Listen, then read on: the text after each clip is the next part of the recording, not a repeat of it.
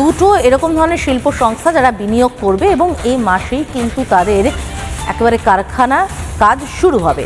11 জুলাই যেরকমটা শুনলেন এক্ষুনি বললেন শিল্পমন্ত্রী তাপস রায়, 11 জুলাই লাক্সকোজের কারখানা হবে। এই লাক্সকোজের চেয়ারম্যান অশোক কুমার টোডি আজ নবান্নে গিয়ে মুখ্যমন্ত্রীর সঙ্গে দেখাও করেন।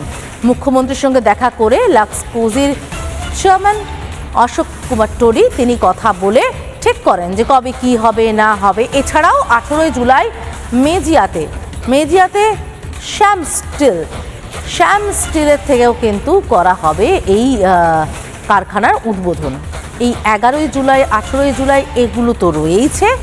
পাশাপাশি আপনাকে জানিয়ে রাখতে চাইবো, এর আগে কিন্তু আমুলের পক্ষ থেকে শুভেন্দু অধিকারীর সঙ্গে দেখা করা হয়েছে, নবান্নে মিটিং হয়েছে এবং আমুলের পক্ষ থেকেও কিন্তু যাকে বলে দুগ্ধ বিপ্লব, শ্বেত বিপ্লব যাকে আমরা বলি, সেই শ্বেত বিপ্লব হোয়াইট রেভলিউশন এবার পশ্চিমবঙ্গে হবে।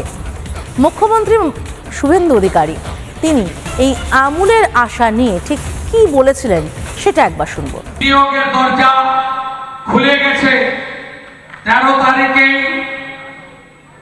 সাকরাইলে ধুলাগড়ে আমুলের নতুন প্ল্যান্টের ভূমি পূজন।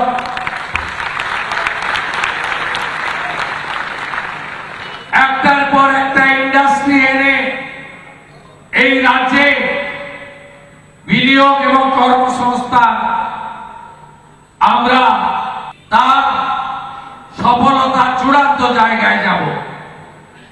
আপনারা দেখতে থাকুন ডবল ইঞ্জিন কাকে বলে।